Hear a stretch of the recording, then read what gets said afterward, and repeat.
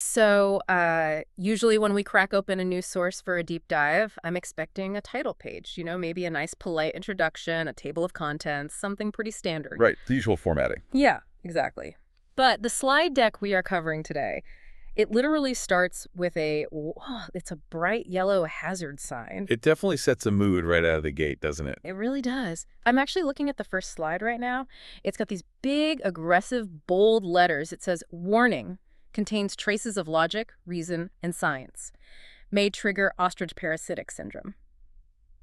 And right next to it, there's this biohazard symbol. Yeah. So it feels less like we're reviewing a book and more like we're entering a quarantine zone. Well, in a very real sense, according to the author, that is exactly what we are doing here. We aren't just looking at a standard summary of Dr. Gad Saad's book, The Parasitic Mind.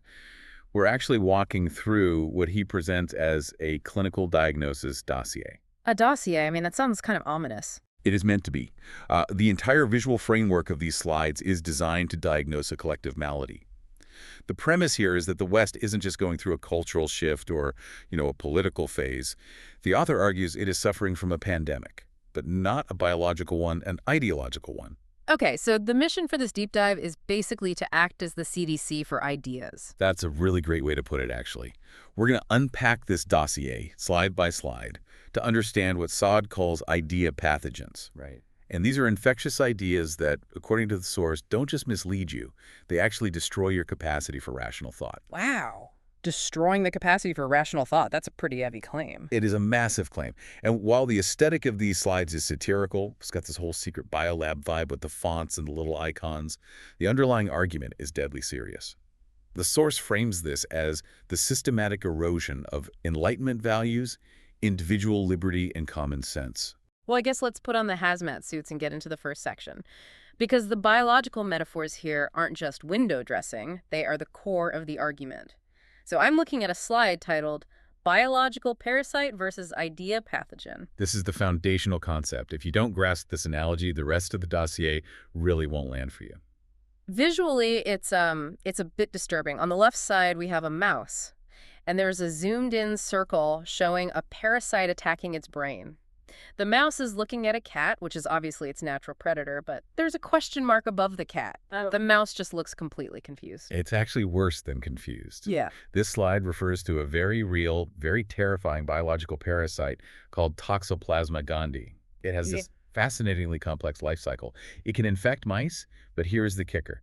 It can only sexually reproduce inside the gut of a cat. Oh, wow. So the parasite is stuck inside the mouse, but it physically needs to get into the cat to continue its lineage. Right. So how does a parasite, with no muscles and no brain of its own, get a mouse to go near a cat? It rewires the mouse's brain. It specifically hijacks the amygdala. Which is the fear center. Exactly. It completely flips the fear response.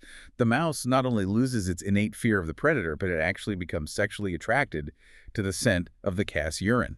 That is wild. The mouse walks right up to the cat, effectively volunteering to be eaten. The cat eats the mouse, and the parasite completes its life cycle. That is absolutely horrifying. The parasite causes the host to act directly against its own survival. Precisely. It creates suicidal maladaptation. And that brings us to the image on the right side of the slide. We see a human head, and inside the brain there's this glowing virus structure. Right, and the text labels this the idea pathogen. It says the effect is to reprogram the brain to lose innate fear of bad ideas. This is Saad's central thesis. He argues that just as toxoplasma makes the mouse love the cat, these parasitic ideas infect the human mind and override our cognitive immune system. They make us embrace philosophies or policies that are objectively destructive to society. No. Things that deny reality or threaten civilization. Because the virus has convinced us that these bad ideas are actually virtuous. The slide actually gives a specific example here. It says, science is racist. Right. If you infect a mind with the idea that objective truth or the scientific method is just a tool of oppression, you've essentially disarmed that person's ability to navigate the real world. You become the mouse walking right up to the cat, convinced that the concept of a predator is just a social construct. It's an incredibly powerful metaphor. But if this is an infection, epidemiology basically says we need to find the source.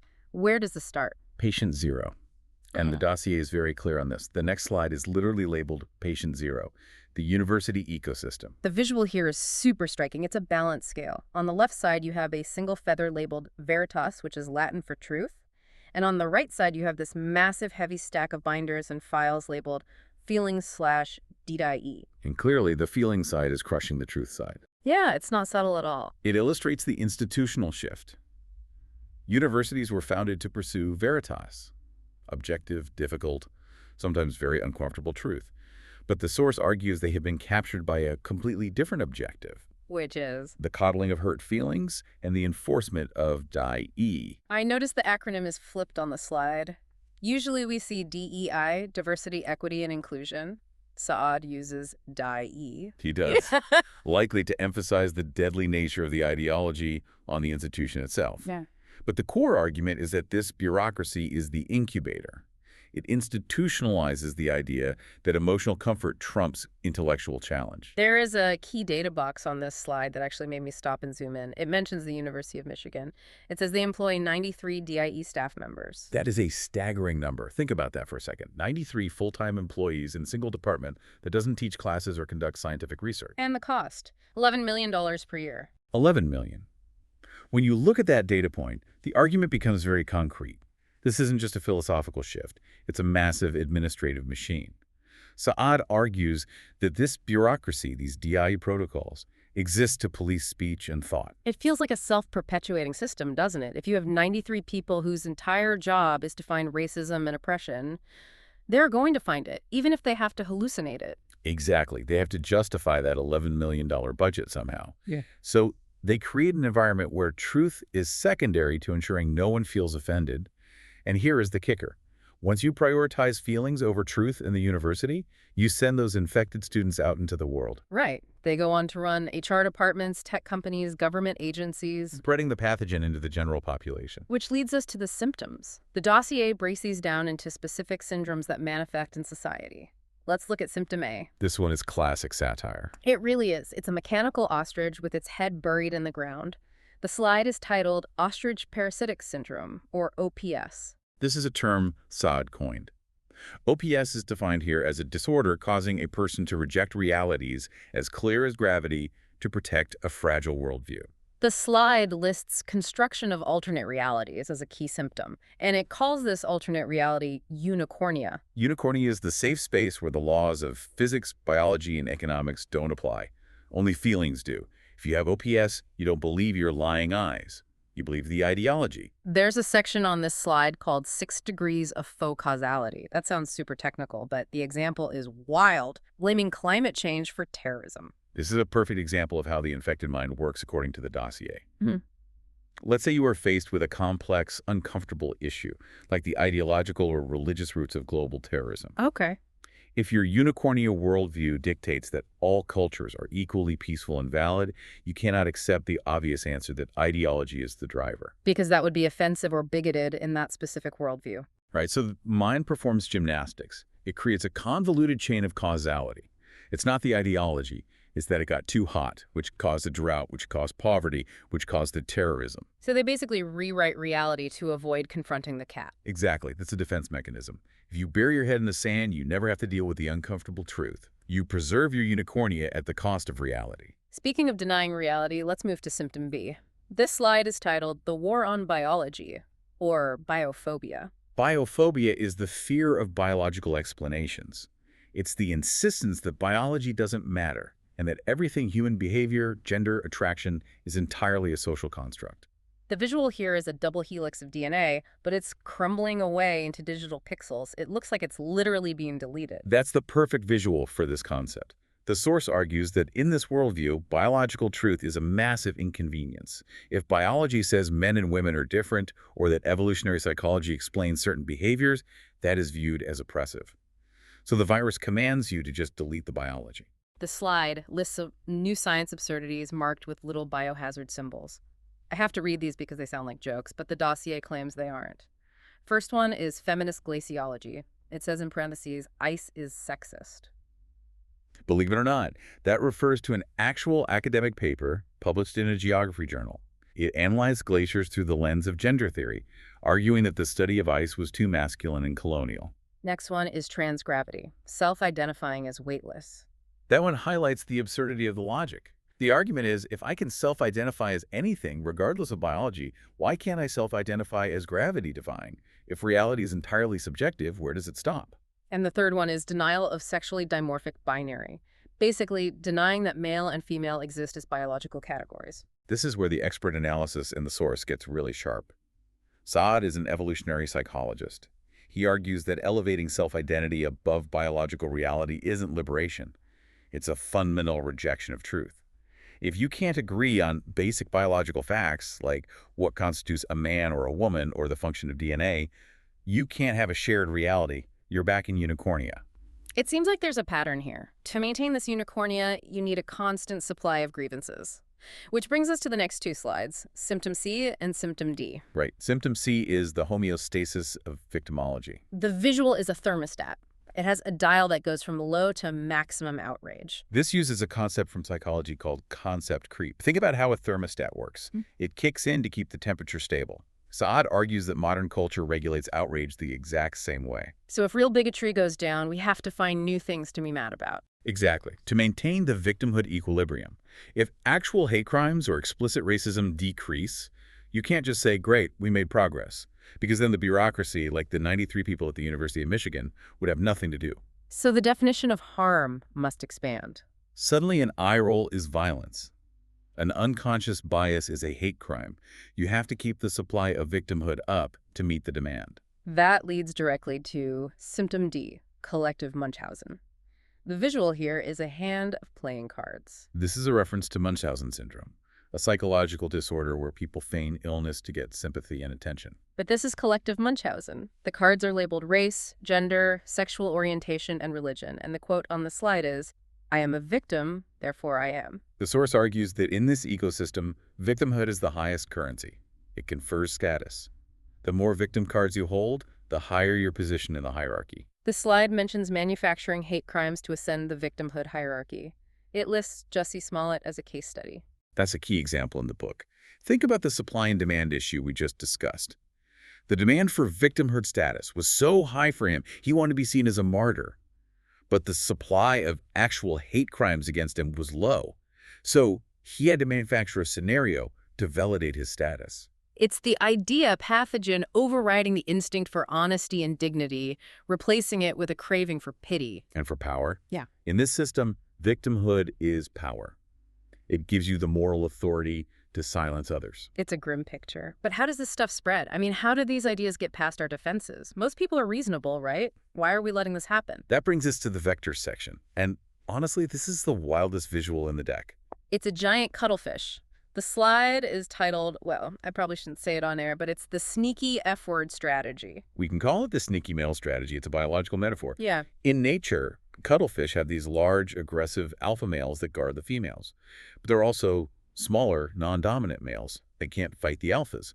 So they camouflage themselves. They change their coloring to look like females. So they can sneak past the big alpha males. Exactly. They mimic the female to get close to the female, right under the alpha's nose, and then they mate. And the application to ideas. The slide calls it Batesian mimicry.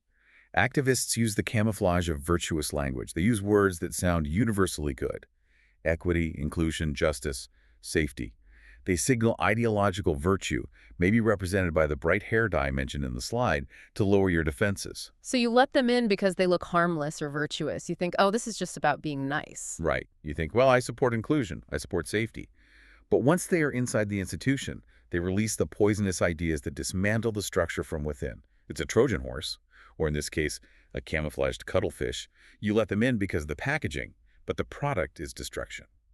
The dossier then pivots to why we fall for this. There's a slide called the false dichotomy, thinking versus feeling. This visual shows a brain split in half. System 1 is emotion, which is fast and reactive. And System 2 is logic, which is slow and deliberative. And the problem isn't having emotions, right? We're human. We aren't Vulcans. Correct. The pathology arises when we apply the wrong system to the wrong problem. If you are choosing a spouse, sure, use emotion, use your gut. But if you are determining truth, scientific truth, policy truth, legal truth, you must use system 2, logic. But the slide says we are using feelings to adjudicate facts. That's the infection. I feel offended by this fact, therefore the fact is false. Or, this data makes me sad, therefore it is hate speech. There is a quote at the bottom of this slide. It's big, bold, yellow text. It says, "Feck your feelings." It's blunt. But the context provided is crucial. It's not about being mean or lacking empathy. It means that in the realm of scientific inquiry, truth must always supersede emotional fragility. The universe doesn't care if you're offended by gravity. Biology doesn't care if you're offended by evolution. To find the truth, you have to be willing to risk hurting feelings, including your own. So we've diagnosed the parasite, the symptoms, and the transmission vectors. Now we need the cure.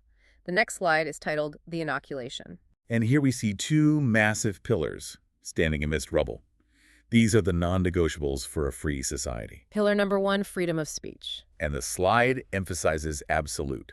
It says you cannot say, I believe in free speech, but as soon as you add the but, you've lost it. You're negotiating with the virus. Bad ideas must be defeated by debate and sunlight, not by banning them. Pillar number 2, truth. Specifically the scientific method, the idea that truth is objective and discoverable. The slide explicitly rejects the notion of indigenous ways of knowing or feminist math as replacements for objective science. There's only one truth, and it doesn't have a political party or a gender. The dossier also gives us some weapons to fight back. Defense mechanisms. The first one is a picture of a pen that looks like a sword. It's titled The Power of Satire. Ridicule is the ultimate disinfectant. That's the key phrase here. It mentions the Grievances studies hoax. This is one of my favorite stories. It's hilarious, but it exposed the rot in the system. A group of academics, to prove how broken these idea pathogen fields were, wrote completely fake, absurd papers. One was about rape culture in dog parks. They used all the right buzzwords, the mimicry we talked about earlier. And they actually got published. They got published in respected, peer-reviewed journals. This proved that these disciplines had no intellectual immune system. They couldn't tell the difference between satire and serious scholarship because the only standard was, does this fit our ideology? Satire exposes that emptiness. If an idea creates a temper tantrum when you mock it, it's probably an idea pathogen. The second defense mechanism is a bit more technical, nomological networks. The visual is like a web connecting different fields: genetics, neuroscience, evolution. This is the serious side of the cure. It's about consilience. To establish truth, you don't just look at one study or one feeling. You build a network of evidence from distinct sources. If genetics, anthropology, and neuroscience all point to the same conclusion, you have a sturdy web of reality. That is how you defeat the Unicornia fantasies. You build a wall of cumulative evidence. Exactly. A social construct argument falls apart when you hit it with biology, genetics, and evolutionary history all at once. The truth is interconnected. So we have the diagnosis and we have the cure. But the final slide is a call to action. It's titled The Call to Courage. The image is a silhouette of a person standing up, glowing yellow, while everyone else around them is seated and gray. This is the most important takeaway. The dossier warns that silence is complicity. It lists 3 commands. Activate your voice. Reject the stay-in-your-lane mentality. Use satire and logic unapologetically. That stay-in-your-lane point is vital. The virus wants you to think, I'm just an accountant or I'm just an engineer. I shouldn't speak up about these cultural issues. Saad's message is no. If you have a brain and a voice, you are in this battle. There's a quote at the bottom that gave me chills. Freedom is never more than 1 generation away from extinction. That defines the stakes. This deep dive isn't just about a book or a funny slide deck. It's about the fragility of reason. These idea pathogens prey on our politeness, our fear of conflict, and our desire to fit in. The only way to stop them is to stop self-censoring. That is a lot to process. It really forces you to look in the mirror. It does. But the diagnosis is the first step to recovery. You can't fight the pathogen if you don't know you're infected. So here's the question we want to leave you with today. We talked about that call to courage. We talked about the mouse losing its fear and walking directly into the cat's mouth.